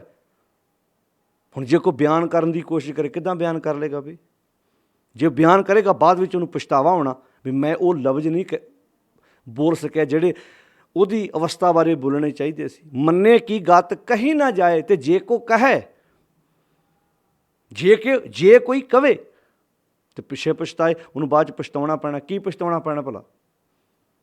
ਕਿ ਜੋ ਉਹਨੇ ਮੰਨਿਆ ਸੀ, ਜਿੱਡੀ ਵੱਡੀ ਉਹਦੀ ਅਵਸਥਾ ਸੀ, ਮੇਰੇ ਕੋਲ ਤਾਂ ਬਿਆਨ ਹੋਏ ਹੀ ਨਹੀਂ। ਉਹ ਤਾਂ ਆਲਾ ਦਰਜੇ ਦਾ ਕੰਮ ਕਰ ਗਿਆ, ਬਹੁਤ ਸੋਹਣੇ ਤਰੀਕੇ ਨਾਲ ਜ਼ਿੰਦਗੀ ਜੂ ਗਿਆ। ਜਦੋਂ ਅਵਸਥਾ ਦੀ ਗੱਲ ਵੀ ਆਉਂਦੀ ਹੈ ਨਾ, ਅਵਸਥਾ ਦਾ ਅਰਥ ਨਹੀਂ ਵੇਖੋ ਭਾਈ ਸਾਹਿਬ 3-3 ਘੰਟੇ ਅੱਖਾਂ ਨਹੀਂ ਖੋਲ੍ਹਦੇ, ਇਹ ਅਵਸਥਾ ਜੀ। ਜਦੋਂ ਆਪਾਂ ਸਹਿਜ ਦੀ ਗੱਲ ਕਰਦੇ ਹਾਂ ਨਾ, ਸਹਿਜ ਕੀ ਆ? ਧਿਆਨ ਨਾਲ ਸੁਣਿਓ। ਜਦੋਂ ਆਪਾਂ ਅਵਸਥਾ ਦੀ ਗੱਲ ਕਰਨੀ ਹੈ, ਜਦੋਂ ਆਪਾਂ ਸਹਿਜ ਦੀ ਗੱਲ ਕਰਨੀ ਹੈ, ਸਹਿਜ ਅਵਸਥਾ ਇਹ ਗੁਣ ਨੇ ਜਿਹਦੇ ਨਾਲ ਮਨੁੱਖ ਨੇ ਜ਼ਿੰਦਗੀ ਜਿਉਣ ਦਾ ਤਰੀਕਾ ਸਿੱਖਣਾ। ਬੰਦੇ ਨੇ ਸਬਰ ਸੰਤੋਖ ਦਾ ਪਤਾ ਲੱਗ ਗਿਆ। ਜਿਵੇਂ ਆਪਾਂ ਪਹਿਲੀਆਂ ਪੌੜੀਆਂ 'ਚ ਸੁਣਾ ਹੈ ਵੀ ਸੁਣਿਆ ਸਤ ਸੰਤੋਖ ਗਿਆਨ। ਹੁਣ ਸੁਣ ਲਿਆ ਹੈ, ਸਤ ਸੰਤੋਖ ਗਿਆਨ ਦੀ ਸਮਝ ਆ ਗਈ ਹੈ। ਹੁਣ ਜਦੋਂ ਮੈਂ ਇਸ ਸਤ ਸੰਤੋਖ ਨੂੰ ਆਪਣੀ ਜ਼ਿੰਦਗੀ 'ਚ ਲਾਗੂ ਕਰਾਂਗਾ ਨਾ, ਇਹ ਸਹਿਜ ਅਵਸਥਾ ਮੰਨੀ ਜਾਣੀ ਹੈ। ਬੰਦੇ ਦੀ ਬਹੁਤ ਉੱਚੀ ਅਵਸਥਾ ਬਈ। ਘਰੋਂ ਤਿਆਰ ਹੋ ਕੇ ਜਾਂਦਾ, ਟਿਫਨ 'ਚ ਆਪਣੀ ਰੋਟੀ ਪਾ ਕੇ ਖੜਦਾ, ਅਗਲੇ ਆਪਣਾ ਕੰਮ ਕਰਾਉਣ ਲਈ ਰਿਸ਼ਵਤ ਦਿੰਦੇ ਨੇ। ਇਹ ਕਹਿੰਦਾ ਨਹੀਂ ਭਾਈ ਹੁਣ ਨਹੀਂ, ਬਸ ਭਾਵ ਹੁਣ ਉੱਚੀ ਅਵਸਥਾ ਹੋ ਗਈ ਹੈ। ਹੁਣ ਉੱਚੀ ਸੋਚ ਦਾ ਮਾਲਕ ਬਣ ਗਿਆ। ਹੁਣ ਸੋਚ ਵਧੀਆ ਬਣਾ ਲਈ ਬੰਦੇ ਨੇ। ਜਦੋਂ ਆਪਾਂ ਸਹਿਜ ਅਵਸਥਾ ਦੀ ਗੱਲ ਕਰਦੇ ਹਾਂ, ਉੱਚੀ ਅਵਸਥਾ ਦੀ ਗੱਲ ਕਰਦੇ ਹਾਂ, ਹੋਰ ਮੰਨ ਲਓ ਕੋਈ ਬੰਦਾ ਇੱਦਾਂ ਅੱਖਾਂ ਬੰਦ ਕਰਕੇ ਬੈਠਾ ਰਹੇ, ਇਸ ਅਵਸਥਾ 'ਚੋਂ ਕਿਸੇ ਨੇ ਕੀ ਲੈਣਾ? ਅਵਸਥਾ ਵੇਖੀ ਜਾਣੀ ਸਮਾਜ 'ਚੋਂ, ਇਰਦ ਗਿਰਦ ਵਾਲਿਆਂ ਨੇ। ਜਿਵੇਂ ਬਾਣੀ 'ਚ ਨਹੀਂ ਲਿਖਿਆ ਵੀ ਉਸਤਤ ਮਨ ਮੈਂ ਕਾਰਨ ਨਿਰੰਕਾਰ, ਉੱਥੇ ਮਨ ਸ਼ਬਦ ਵਰਤਿਆ ਹੈ, ਤਨ ਨਹੀਂ ਸ਼ਬਦ ਵਰਤਿਆ। ਤਨ ਵਿੱਚ ਮਨ ਵਾ, ਉਸਤਤ ਮਨ ਨੇ ਕਰਨੀ, ਤਨ ਕਰਕੇ ਤੇ ਸਾਰੇ ਕਰੀ ਜਾਂਦੇ ਨੇ। ਉਸਤਤ ਮਨ ਮੈਂ ਕਾਰਨ ਨਿਰੰਕਾਰ, ਤੇ ਕਰ ਮਨ ਮੇਰੇ ਸਤ ਵਿਵਹਾਰ। ਸਤ ਦਾ ਵਿਹਾਰ ਹੀ ਉਸਤਤ ਵਾ। ਹੁਣ ਬੰਦਾ ਕਵੇ ਮੈਂ ਇੰਨੇ ਘੰਟੇ ਪਾਠ ਕਰਦਾ, ਤੇ ਵਿਹਾਰ ਬਹੁਤ ਮਾੜਾ ਹੋਵੇ ਬੰਦੇ ਦਾ, ਉਹ ਉਸਤਤ ਦਾ ਕੀ ਮਤਲਬ ਰਹਿ ਗਿਆ ਜੀ? ਉਸ ਉਸਤਤ ਨੂੰ ਕਿਸੇ ਨੇ ਕੀ ਕਰਨਾ? ਆਹ ਉਸਤਤ। ਉਸਤਤ ਮਨ ਮੈਂ ਕਰ ਨਿਰੰਕਾਰ, ਮਨ ਵਿੱਚ ਉਹਦੀ ਉਸਤਤ ਕਰਨ ਦਾ ਸੀ। ਕਰ ਮਨ ਮੇਰੇ ਸਤ ਵਿਵਹਾਰ, ਸਤ ਦਾ ਵਿਹਾਰ ਕਰਨਾ, ਉਹਦੇ ਵਿਹਾਰ 'ਚੋਂ ਪਤਾ ਲੱਗੇ। ਲੋਕ ਕਹਿਣ ਇਹ ਬਾਣੀ ਪੜ੍ਹਦਾ ਥੋੜ੍ਹਾ ਹੈ, ਇਹ ਤਾਂ ਬਾਣੀ ਜਿਉਂਦਾ ਹੈ। ਉਹ ਤਾਂ ਪੜ੍ਹਨ ਤੱਕ ਹੀ ਸੀਮਤ ਨੇ, ਇੱਦਾਂ ਉਹ ਤਾਂ ਬਾਣੀ ਜਿਉਂਦਾ ਹੈ ਭਾਈ। ਉਹਦੇ ਇਰਦ ਗਿਰਦ ਦੱਸਣ ਠੱਗੀ, ਬੇਈਮਾਨੀ, ਲੁੱਟ ਖਸੁੱਟ। ਕਈ ਵਾਰੀ ਫਸ ਜਾਂਦੇ ਨੇ ਕਈ ਪਰਿਵਾਰ ਇੱਦਾਂ ਦੇ, ਜਦੋਂ ਧੀਆਂ ਪੁੱਤਾਂ ਦੇ ਰਿਸ਼ਤੇ ਕਰਦੇ ਨੇ, ਕਈ ਪਰਿਵਾਰ ਫਸ ਜਾਂਦੇ ਨੇ ਉਹਨਾਂ ਦੇ ਬਾਹਰਲੇ ਰੂਪ ਵੇਖ ਕੇ। ਜਦੋਂ ਬਾਅਦ 'ਚ ਪਤਾ ਲੱਗਦਾ ਵੀ ਉਹ ਮੂੰਹ ਟੱਟ ਕੇ ਜਦੋਂ ਸਮਾਨ ਮੰਗਦੇ ਨੇ, ਧੀਆਂ ਨੂੰ ਟੌਰਚਰ ਕਰਦੇ ਨੇ, ਫਿਰ ਪਤਾ ਲੱਗਦਾ, ਬਾਅਦ 'ਚ ਪਤਾ ਲੱਗਦਾ ਵੀ ਇਹਨਾਂ ਨੇ ਪਹਿਰਾਵਾ ਪਾਇਆ ਸੀ ਸਿੱਖੀ ਵਾਲਾ, ਅੰਦਰ ਤੇ ਸਿੱਖੀ ਵਾਲੀ ਕਣੀ ਹੈ ਹੀ ਨਹੀਂ ਸੀ, ਅੰਦਰੋਂ ਤੇ ਉਹ ਗੱਲ ਹੈ ਹੀ ਨਹੀਂ ਸੀ। ਪਾਤਸ਼ਾਹ ਦੀ ਬਾਣੀ ਕਹਿੰਦੀ। ਤੋ ਜਦੋਂ ਅਸੀਂ ਗੁਰਦੇਵ ਜੀ ਦੇ ਇਹ ਬਚਨ ਧਿਆਨ ਨਾਲ ਪੜ੍ਹਦੇ ਹਾਂ, ਉਸਤਤ ਮਨ ਮੈਂ ਕਰ ਨਿਰੰਕਾਰ, ਕਰ ਮਨ ਮੇਰੇ ਸਤ ਵਿਵਹਾਰ, ਨਿਰਮਲ ਰਸਨਾ ਅੰਮ੍ਰਿਤ ਪੀਵੋ। ਹੁਣ ਜਦੋਂ ਇਸ ਰਸਨਾ ਦੇ ਨਾਲ ਅਸੀਂ ਚੰਗਾ ਬੋਲਣਾ ਹੈ, ਤਾਂ ਰਸਨਾ ਬੋਲੇਗੀ ਚੰਗਾ ਤਾਂ ਜੇ ਪਿੱਛੇ ਮਟੀਰੀਅਲ ਚੰਗਾ ਹੋਏਗਾ। ਕਿਉਂਕਿ ਜ਼ੁਬਾਨ ਬੋਲਦੀ ਉਹ ਹੀ ਹੈ ਜੋ ਪਿੱਛੇ ਬ੍ਰੇਨ ਉਹਨੂੰ ਸ਼ਬਦ ਘੜ ਕੇ ਦਿੰਦਾ ਹੈ। ਹੁਣ ਤੁਸੀਂ ਥਰਮੋਸ 'ਚ ਪਾਈ ਚਾਹ, ਵਿੱਚੋਂ ਦੁੱਧ ਨਿਕਲ ਆਏਗਾ। ਤੁਸੀਂ ਭੜੋਲੇ ਦੇ ਵਿੱਚ ਕਣਕ ਪਾਈ, ਉਹ 'ਚੋਂ ਮੱਕੀ ਕਿੱਦਾਂ ਨਿਕਲ ਆਏਗੀ? ਤੁਸੀਂ ਜ਼ਮੀਨ 'ਚ ਬੀਜੀ ਕਿੱਕਰ ਹੈ, ਉੱਥੋਂ ਅੰਗੂਰ ਦੀਆਂ ਦਾਖਾਂ ਕਿੱਦਾਂ ਨਿਕਲ ਆਉਣਗੀਆਂ? ਉੱਥੇ ਅੰਗੂਰ ਕਿੱਦਾਂ, ਉਹਨੂੰ ਉਹ ਅੰਗੂਰ ਦਾ ਬੂਟਾ ਕਿੱਦਾਂ ਉੱਥੇ ਉੱਗ ਪਵੇਗਾ ਭਲਾ? ਬੀਜੇ ਬਿਖ ਮੰਗੇ ਅੰਮ੍ਰਿਤ, ਵੇਖੋ ਇਹ ਨਿਆਓ, ਇਹ ਕਿੱਦਾਂ ਹੋਏਗਾ ਭਲਾ? ਉਹ ਤਾਂ ਜੋ ਬੀਜਿਆ ਉਹੀ ਉੱਗੇਗਾ ਨਾ। ਤੋ ਗੁਰਦੇਵ ਪਿਤਾ ਮਹਾਰਾਜ ਕਹਿੰਦੇ ਨੇ ਜ਼ੁਬਾਨ ਨੇ ਉਹ ਬੋਲਣਾ ਹੈ ਜੋ ਪਿੱਛੋਂ ਬ੍ਰੇਨ ਸ਼ਬਦ ਘੜ ਕੇ ਦਿੰਦਾ ਹੈ, ਜੋ ਪਿੱਛੋਂ ਵਿਚਾਰ ਆਉਂਦੀ ਹੈ, ਉਹੀ ਜ਼ੁਬਾਨ ਬੋਲਦੀ ਹੈ। ਤੁਸੀਂ ਵੇਖੋ, ਜਿਸ ਬੱਚੇ ਨੇ ਜ਼ਿੰਦਗੀ 'ਚ ਕਦੀ ਗਾਲ ਨਹੀਂ ਸੁਣੀ, ਉਹ ਜ਼ੁਬਾਨ ਕਦੀ ਗਾਲ ਵੀ ਨਹੀਂ ਬੋਲਦੀ। ਅਤੇ ਜਿਨ੍ਹਾਂ ਘਰਾਂ 'ਚ ਤੁਸੀਂ ਵੇਖਿਆ ਹੋਏਗਾ, ਵੱਡੇ ਵਡੇਰੇ ਤਾਏ ਚਾਚੇ ਭੈਣ ਜਦੋਂ ਆਪਸ ਵਿੱਚ ਗਾਲਾਂ ਕੱਢਦੇ ਨੇ, ਬੱਚੇ ਗਾਲਾਂ ਸਿੱਖ ਜਾਂਦੇ ਨੇ। ਅਤੇ ਜਿਨ੍ਹਾਂ ਘਰਾਂ 'ਚ ਕਦੀ ਗਾਲ ਕੱਢੀ ਨਹੀਂ ਗਈ, ਉਹਨਾਂ ਬੱਚਿਆਂ ਨੂੰ ਗਾਲ ਦਾ ਪਤਾ ਵੀ ਨਹੀਂ ਹੁੰਦਾ। ਤੋ ਕਿੰਨੇ ਪਿਆਰੇ ਸ਼ਬਦ ਇੱਥੇ ਵਰਤੇ ਗੁਰਦੇਵ ਮਹਾਰਾਜ ਨੇ, ਕਿੰਨੀ ਪਿਆਰੀ ਸਿੱਖਿਆ ਦਿੱਤੀ ਗੁਰਦੇਵ ਜੀ ਨੇ। ਕਿੱਦਾਂ ਅਸੀਂ ਜ਼ਿੰਦਗੀ ਉਸਤਤ ਮਨ ਮੈਂ ਕਰ ਨਿਰੰਕਾਰ, ਕਰ ਮਨ ਮੇਰੇ ਸਤ। ਹੁਣ ਵਿਹਾਰ ਮਨ ਨੇ ਕਰਨਾ। ਹੁਣ ਜਿਵੇਂ ਮਨ ਨੇ ਕਹਿਤਾ ਵੀ ਫਲਾਣੇ ਨਾਲ ਆਪਣਾ ਵਿਹਾਰ ਸਹੀ ਰੱਖਣਾ, ਅਤੇ ਭਾਵੇਂ ਉਹ ਵਿਹਾਰ ਜ਼ਰੀਆ ਜਿਹੜਾ ਹੈ ਉਹ ਤਨ ਬਣਨਾ ਹੈ। ਮੰਨ ਲਓ ਹੁਣ ਤੁਸੀਂ ਮਨ ਸੋਚਿਆ ਮੈਂ ਫਲਾਣੇ ਬੰਦੇ ਵਾਸਤੇ ਅੱਜ ਜਾਣਾ ਹੈ। ਦੇਖੋ ਹੁਣ ਮਨ 'ਚ ਆਇਆ ਵੀ ਜੇ ਮੈਂ ਰੋਟੀ ਖਾਣਾ ਅਤੇ ਫਲਾਣਾ ਪਰਿਵਾਰ 'ਚ ਭੁੱਖਾ ਬੈਠਾ ਹੈ, ਅਤੇ ਮੈਂ ਵੀ ਉਹਨੂੰ ਰੋਟੀ ਦੇ ਕੇ ਆਵਾਂ। ਹੁਣ ਸੁਣਿਓ, ਆਹ ਲੋਕਡਾਊਨ ਦੇ ਵਿੱਚ ਆਪਾਂ ਵੇਖ ਰਹੇ ਹਾਂ ਵੀ ਜਿਹੜੀ ਕਰੋਨਾ ਵਾਇਰਸ ਦੀ ਮਹਾਂਮਾਰੀ ਸਾਰੇ ਸੰਸਾਰ 'ਤੇ ਫੈਲੀ, ਇਹ ਵੀ ਨਾਲ ਆਪਾਂ ਚੇਤਾ ਰੱਖੀਏ। ਮਨ ਵਿੱਚ ਆਇਆ ਨਾ, ਅਤੇ ਸੇਵਾ ਤਾਂ ਤਾਂ ਨਹੀਂ ਕਰ ਰਿਹਾ ਨਾ। ਤੁਹਾਨੂੰ ਪਤਾ ਵੀ ਜਿਹੜੇ ਬੰਦੇ ਅੱਗੋਂ ਪਿੱਛੋਂ ਢਾਬਿਆਂ 'ਤੇ ਪੈਸੇ ਦੇ ਕੇ ਰੋਟੀ ਖਾਂਦੇ ਆ, ਉਹ ਵੀਰ ਖੁਦ ਸੇਵਾ 'ਤੇ ਲੱਗੇ ਹੋਏ ਆ।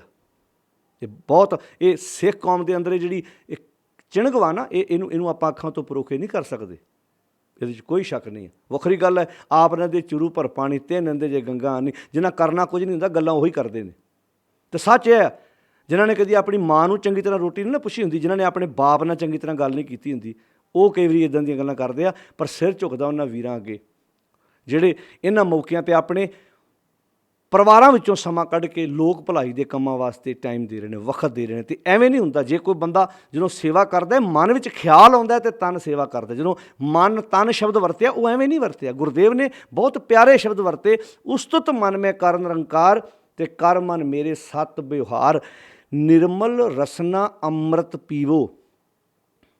ਹੁਣ ਅੰਮ੍ਰਿਤ ਪੀਣ ਦਾ ਅਰਥ ਕੀ ਹੈ? ਜਦੋਂ ਜ਼ੁਬਾਨ ਚੰਗਾ ਬੋਲਦੀ ਹੈ ਨਾ, ਆਪਣੇ ਆਪ ਹੀ ਅੰਮ੍ਰਿਤ ਪੀਣਾ ਹੁੰਦਾ ਹੈ। ਸਦਾ ਸੁਹੇਲਾ ਕਰ ਲੈ ਜੀਓ। ਅੱਛਾ, ਜ਼ੁਬਾਨ ਨਾਲ ਬੋਲਣਾ ਦੂਜੇ ਨੂੰ ਚੰਗਾ, ਅਤੇ ਜੀਓ ਆਪਣਾ ਸੁਖੀ ਹੋ ਜਾਣਾ। ਸਦਾ ਸੁਹੇਲਾ ਕਰ ਲੈ ਜੀਓ, ਨੈਨੋ ਪੇਕ ਠਾਕੁਰ ਕਾ ਰੰਗ। ਜਦੋਂ ਮੈਂ ਠਾਕੁਰ ਦੇ ਰੰਗ ਇਹਨਾਂ ਅੱਖਾਂ ਨਾਲ ਵੇਖਾਂਗਾ, ਭਾਵ ਹਰ ਥਾਂ 'ਤੇ ਉਹਨੂੰ ਮਹਿਸੂਸ ਕਰਾਂਗਾ, ਤੇ ਸਾਧ ਸੰਗ ਬਿਨਸੇ ਸਭ ਸੰਗ। ਸਾਧੂ ਗੁਰੂ ਦੇ ਸੰਗ ਸਾਰੇ ਸੰਗ ਬਿਨਸ ਜਾਣਗੇ, ਭਾਵ ਆ ਪੰਜਾਂ ਵਕਾਰਾਂ ਨਾਲੋਂ ਲਿੰਕ ਟੁੱਟ ਜਾਏਗਾ। ਸਾਧ ਸੰਗ ਬਿਨਸੇ ਸਭ ਸੰਗ, ਚਰਨ ਚਲੋ ਮਾਰਗ ਗੋਬਿੰਦ। ਉਹ ਫਿਰ ਆਪਣੇ ਪੈਰਾਂ ਨਾਲ ਗੋਬਿੰਦ ਦੇ ਮਾਰਗ 'ਤੇ ਤੁਰੇਗਾ। ਬਿੰਦ, ਗੋ ਦਾ ਅਰਥ ਧਰਤੀ, ਬਿੰਦ ਦਾ ਅਰਥ ਧਰਤੀ ਦਾ ਮਾਲਕ, ਧਰਤੀ ਦੇ ਮਾਰਗ ਦੇ ਰਸਤੇ 'ਤੇ ਤੁਰੇਗਾ, ਭਾਵ ਧਰਤੀ ਦਾ ਮਾਲਕ ਹੀ ਹੈ ਸੱਚ, ਯਾਨੀ ਕਿ ਸੱਚਾਈ 'ਤੇ ਤੁਰੇਗਾ ਉਹ। ਚਰਨ ਚਲੋ ਮਾਰਗ ਗੋਬਿੰਦ, ਕਿਉਂਕਿ ਗੋਬਿੰਦ ਦਾ ਮਾਰਗ ਸੱਚ ਹੈ, ਉਹ ਸੱਚੇ ਮਾਰਗ 'ਤੇ ਤੁਰੇਗਾ। ਫਿਰ ਸੱਚੇ ਮਾਰਗ ਚੱਲਦਿਆਂ ਤੇ ਉਸਤਤ ਕਰੈ ਜਹਾਨ। ਫਿਰ ਵਿਰੋਧੀ ਵੀ ਕਹੇਗਾ। ਤੇ ਆ ਵੇਖੋ ਤੁਸੀਂ, ਜਦੋਂ ਆ ਸਿੱਖ ਪ੍ਰਸ਼ਾਦ ਪਾਣੀ ਛਕਾਉਣ ਜਾਂਦੇ, ਉਹ ਜਾਤ ਨਸਲ ਥੋੜ੍ਹਾ ਵੇਖਦੇ ਵੀ ਤੂੰ ਕੌਣ ਹੈ। ਵਿਰੋਧੀਆਂ ਦੇ ਮੂੰਹ 'ਚੋਂ ਵੀ ਸ਼ਬਦ ਕਈ ਵਾਰੀ ਨਿਕਲਦੇ ਨੇ ਵੀ ਇੱਥੇ ਸਿਰ ਝੁਕਦਾ ਬਈ। ਉਹ ਪ੍ਰਸ਼ਾਦਾ ਛਕਾਉਣ ਲੱਗੇ ਨਹੀਂ ਪਤਾ ਤੂੰ ਹਿੰਦੂ ਹੈ, ਤੂੰ ਮੁਸਲਮਾਨ ਹੈ, ਤੂੰ ਬਿਹਾਰ ਤੋਂ ਆਇਆ, ਤੂੰ ਯੂਪੀ ਤੋਂ ਆਇਆ। ਭਾਈ ਨਹੀਂ, ਤੈਨੂੰ ਪੇਟ ਲੱਗਾ, ਤੈਨੂੰ ਲੋੜ ਹੈ ਇਸ ਵਕਤ, ਵੱਖਰੀ ਗੱਲ ਹੈ। ਇਹ 'ਚੋਂ ਕੁਝ ਬੰਦੇ ਸਿਆਸਤ ਕਰਦੇ ਹੋਣਗੇ, ਕੁਝ ਬੰਦੇ ਇੱਦਾਂ ਇੱਕ ਗਰੀਬ ਨੂੰ ਰੋਟੀ ਦੇਣ ਲੱਗਿਆ ਫੋਟੋ ਲਾਉਂਦੇ ਹੋਣਗੇ, 1-2% ਐਸੇ ਹੋ ਸਕਦੇ ਆ, ਪਰ ਸਾਰਿਆਂ ਨੂੰ ਤੁਸੀਂ ਇੰਝ ਨਹੀਂ ਕਹਿ ਸਕਦੇ, ਸਾਰਿਆਂ ਨੂੰ ਇੱਕੇ ਰਸੇ ਨਹੀਂ ਬੰਨ੍ਹ ਸਕਦੇ। ਬੜੇ ਨੇ ਜਿਹੜੇ ਫੋਟੋਆਂ ਵੀ ਨਹੀਂ ਪਾਉਂਦੇ, ਆਪਣਾ ਕੰਮ ਕਰ ਰਹੇ ਨੇ, ਛੁਪ ਕੇ ਕੰਮ ਕਰ ਰਹੇ ਨੇ। ਠੀਕ ਹੈ, 1-2% ਕੋਈ ਲੀਡਰ ਹੋ ਸਕਦਾ ਜਿਹੜਾ ਇੱਕ ਗਰੀਬ ਨੂੰ ਇੱਦਾਂ ਦੇਖ ਕੇ ਉਹਦਾ ਮਜ਼ਾਕ ਉਡਾ ਰਿਹਾ। ਮੈਂ ਵੇਖਦਾ ਅਕਸਰ ਨੈੱਟ 'ਤੇ ਇਹੋ ਜਿਹੀ ਚੀਜ਼ਾਂ ਪੈਂਦੀਆਂ ਨੇ ਵੀ ਭਾਈ ਗਰੀਬ ਦੀ ਗਰੀਬੀ ਦਾ ਮਜ਼ਾਕ ਨਾ ਉਡਾਓ। ਹੋ ਸਕਦਾ 1-2%, ਇਸ ਗੱਲ ਨਾਲ ਵੀ ਮੈਂ ਸਹਿਮਤ ਹਾਂ ਵੀ ਕਈ ਬੰਦੇ ਸਿਰਫ 2-4 ਨੂੰ ਰਾਸ਼ਨ ਦੇ ਕੇ ਅਤੇ ਉਹ ਇੱਦਾਂ ਆਪਣੀਆਂ ਫੋਟੋਆਂ ਲਾ ਕੇ, ਅਤੇ ਉਹ ਇਹ ਵਪਾਰੀਕਰਨ ਵੀ ਹੋ ਰਿਹਾ ਇਸ ਚੀਜ਼ ਦਾ, ਇਹ ਵੀ ਗੱਲ ਸੱਚੀ ਹੈ। ਹਾਂ, ਉਹ ਬੰਦੇ ਹੋ ਸਕਦੇ ਆ ਜਿਨ੍ਹਾਂ ਨੇ 50,000 ਦਾ ਵੰਡਿਆ ਅਤੇ 5 ਲੱਖ ਵਿੱਚੋਂ ਖਾ ਲਿਆ, ਉਹ ਗਲਤ ਹੋ ਸਕਦੇ ਆ, ਪਰ ਸਾਰਿਆਂ ਨੂੰ ਇੱਕੇ ਰੱਸੇ ਨਹੀਂ ਤੁਸੀਂ ਬੰਨ੍ਹ ਸਕਦੇ। ਬਹੁਤ ਐਸੇ ਵੀ ਹੈਗੇ ਨੇ ਜਿਨ੍ਹਾਂ ਨੇ ਕੋਲੋਂ ਵੀ ਲਾਏ ਨੇ, ਜਿਹੜੇ ਆਪਣੇ ਘਰਾਂ 'ਚੋਂ ਖਰਚਾ ਕਰ ਕਰਕੇ ਜਾ ਰਹੇ ਨੇ, ਮਿਹਨਤ ਕਰ ਰਹੇ ਨੇ, ਅਤੇ ਜਿਹੜੇ ਨੈੱਟ 'ਤੇ ਫੋਟੋਆਂ ਵੀ ਨਹੀਂ ਪਾ ਰਹੇ, ਵਿਖਾਵਾ ਵੀ ਨਹੀਂ ਕਰਦੇ। ਉਹ ਇੱਦਾਂ ਪ੍ਰਸ਼ਾਦ ਪਾਣੀ ਛਕਾਉਣ ਲੱਗੇ ਇਹ ਵੀ ਨਹੀਂ ਵੇਖਦੇ ਵੀ ਇਹ ਕਿਹੜੀ ਜਾਤ ਦਾ ਹੈ, ਕਿਹੜੀ ਨਸਲ ਦਾ ਹੈ, ਅਤੇ ਕਿਹੜੇ ਮਜ਼ਹਬ ਨਾਲ ਸੰਬੰਧ ਰੱਖਦਾ ਹੈ। ਜਦੋਂ ਮਨ 'ਚ ਖਿਆਲ ਆਉਂਦਾ ਉਹ ਕਹਿੰਦੇ ਨਹੀਂ ਭਾਈ ਇਹ ਸਾਡੇ ਭੈਣ ਭਰਾ ਨੇ, ਕੋਈ ਗੱਲ ਨਹੀਂ। ਤਾਂ ਗੁਰੂ ਸਾਹਿਬ ਨੇ ਜਿਹੜੀ ਵਿਚਾਰ ਬਖਸ਼ਿਸ਼ ਕੀਤੀ, ਇਹ ਕਿਤੇ ਨਾ ਕਿਤੇ ਚਿਣਗ ਅੰਦਰ ਪਈ ਹੈ, ਕਿਤੇ ਨਾ ਕਿਤੇ ਇਹ ਅੰਦਰ ਗੱਲ ਗੁਰੂ ਸਾਹਿਬ ਨੇ, ਭਾਵੇਂ ਸਾਡਾ ਵੀਰ ਕੁਕਲੀਨਸ਼ਿਪ ਕਿਉਂ ਨਾ ਹੋਵੇ। ਹਾਂ, ਵੇਖਿਆ ਤੁਸੀਂ ਸਿਰਾਂ 'ਤੇ ਪੱਗਾਂ ਵੀ ਹੈ ਨਹੀਂ, ਅਤੇ ਕਿੱਦਾਂ ਵੀਰ ਨੌਜਵਾਨ ਅੱਗੇ ਹੋ ਕੇ ਕੰਮ ਕਰਦੇ ਨੇ।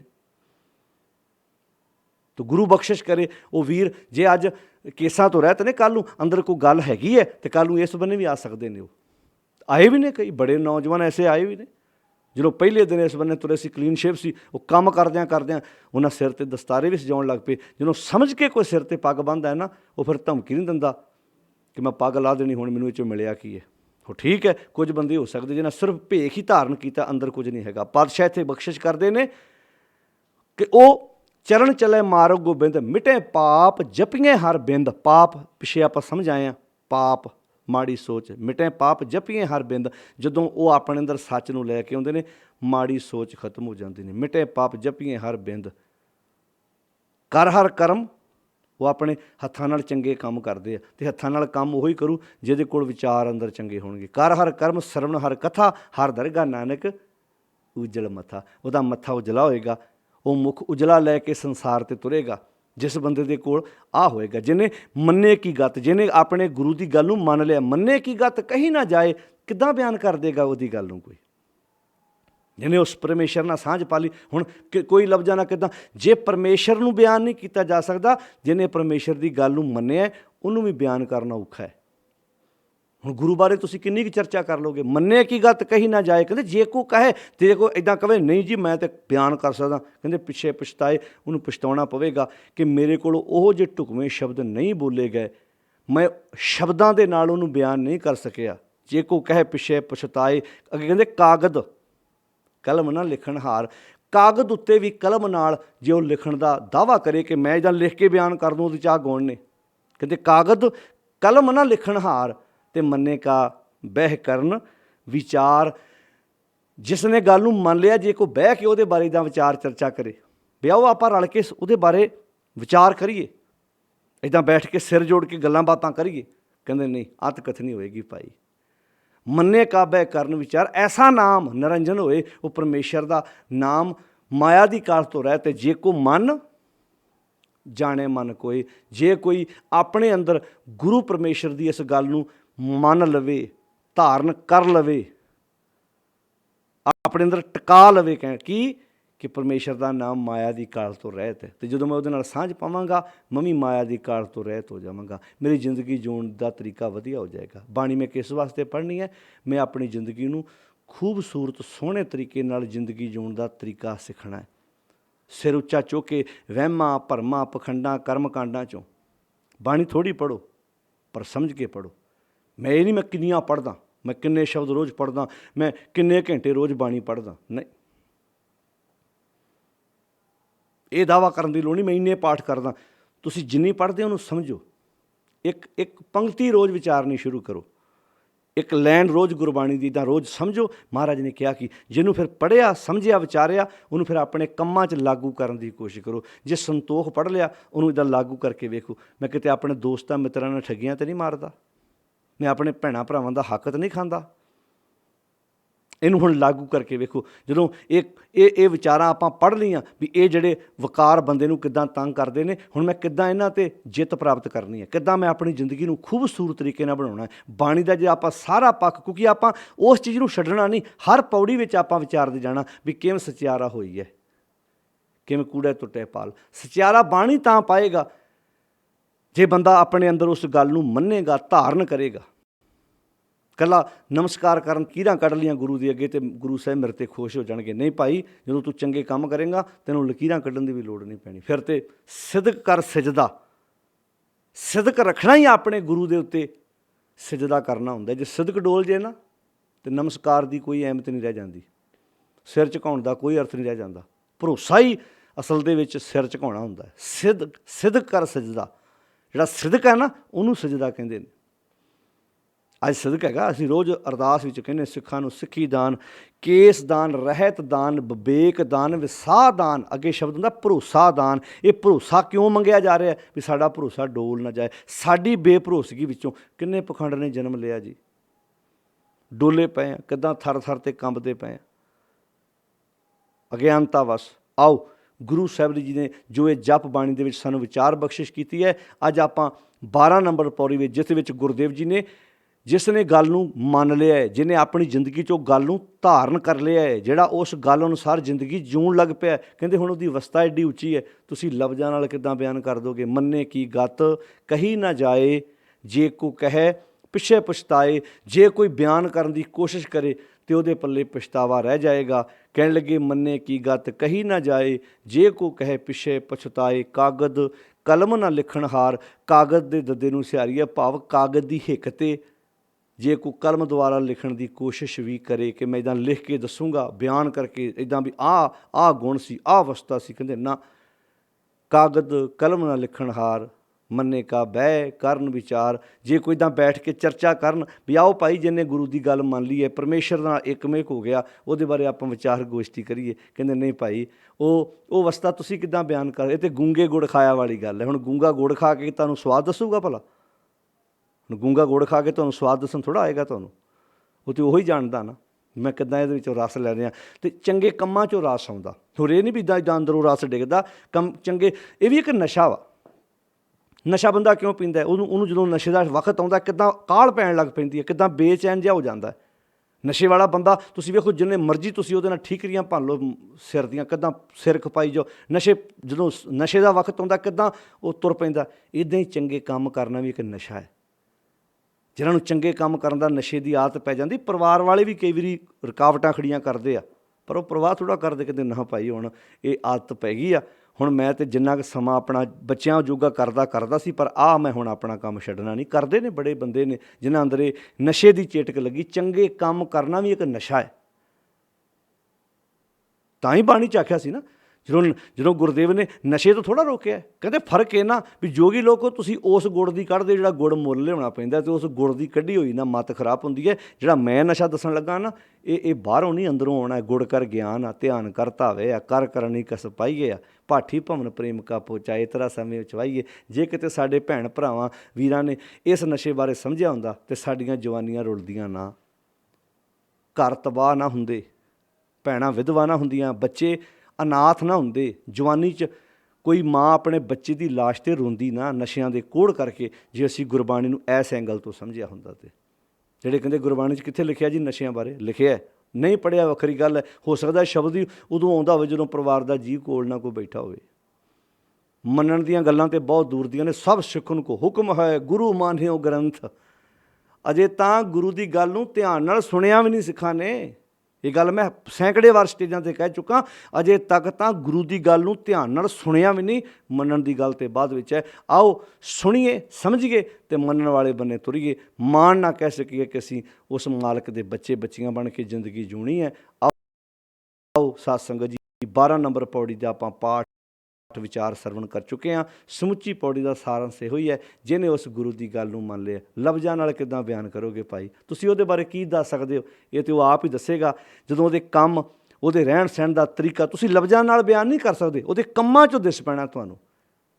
ਉਹ ਜਿਹੜੀ ਅਵਸਥਾ, ਜਦੋਂ ਆਪਾਂ ਕਹਿੰਦੇ ਉੱਚੀ ਅਵਸਥਾ ਦੀਆਂ ਗੱਲਾਂ, ਕਿਹੜੀ ਉੱਚੀ ਅਵਸਥਾ? ਅਵਸਥਾ ਆ ਉੱਚੀ ਹੈ, ਉਹਦੇ ਕੰਮਾਂ 'ਚ ਉਹਦੀ ਅਵਸਥਾ ਦਿਸ ਪੈਣੀ ਹੈ। ਜਦੋਂ ਉਹਨੇ ਠੱਗੀਆਂ, ਬੇਈਮਾਨੀਆਂ, ਲੁੱਟ ਖਸੁੱਟ ਸਮਾਜ 'ਚੋਂ ਉਹਦੇ ਜ਼ਿੰਦਗੀ 'ਚ ਗੁਣ ਆ ਜਾਣੇ ਆ, ਗੁਣਾਂ ਨੂੰ ਮੁਤਾਬਕ ਜ਼ਿੰਦਗੀ ਜਿਉਣੀ ਸ਼ੁਰੂ ਕਰ ਦੇਣੀ ਹੈ। ਇਹਦੇ ਤੋਂ ਪਤਾ ਲੱਗਣਾ ਅਵਸਥਾ ਬਹੁਤ ਉੱਚੀ ਹੈ। ਗੁਰੂ ਬਖਸ਼ਿਸ਼ ਕਰੇ। ਆਓ ਅਗਲੀਆਂ ਜਿਹੜੀਆਂ 3 ਪੌੜੀਆਂ ਨੇ, ਕਿਉਂਕਿ ਇਹ ਪੌੜੀ ਇਸ ਵਿੱਚ ਮੰਨੇ ਕੀ ਗੱਤ ਹੈ, ਅਗਲੀਆਂ ਫਿਰ 2 ਲਾਵਾਂ ਨੇ। ਆਪਾਂ ਅਗਲੀਆਂ ਪੌੜੀਆਂ ਦੀ ਵਿਚਾਰ ਵੀ ਆਉਣ ਵਾਲੇ ਟਾਈਮ ਵਿੱਚ ਸਰਵਣ ਕਰਾਂਗੇ। ਬੜੇ ਟਿਕਾਰ ਨਾਲ, ਬੜੇ ਪਿਆਰ ਨਾਲ ਤੁਸੀਂ ਰੋਜ਼ ਵਿਚਾਰ ਸਰਵਣ ਕਰਦੇ ਹੋ। ਆਪ ਪੜ੍ਹਦੇ ਜਾਓ, ਸਮਝਦੇ ਜਾਓ ਅਤੇ ਆਪਣੇ ਅੰਦਰ ਗੁਰੂ ਦੀ ਵਿਚਾਰ ਲਿਆਉਂਦੇ ਜਾਓ, ਅੰਦਰੋਂ ਅਮੀਰ ਹੁੰਦੇ ਜਾਈਏ। ਇਹ ਬਹੁਤ ਵੱਡਾ ਖਜ਼ਾਨਾ ਜੋ ਸਾਨੂੰ ਸਤਿਗੁਰ ਨੇ ਬਖਸ਼ਿਸ਼ ਕੀਤਾ ਹੈ। ਸਾਰਿਆਂ ਦਾ ਧੰਨਵਾਦ। ਇੰਨੀਆਂ ਕਿ ਬੇਨਤੀਆਂ ਪ੍ਰਵਾਨ ਕਰਨੀਆਂ ਜੀ। ਵਾਹਿਗੁਰੂ ਜੀ ਕਾ ਖਾਲਸਾ, ਵਾਹਿਗੁਰੂ ਜੀ ਕੀ ਫਤਿਹ।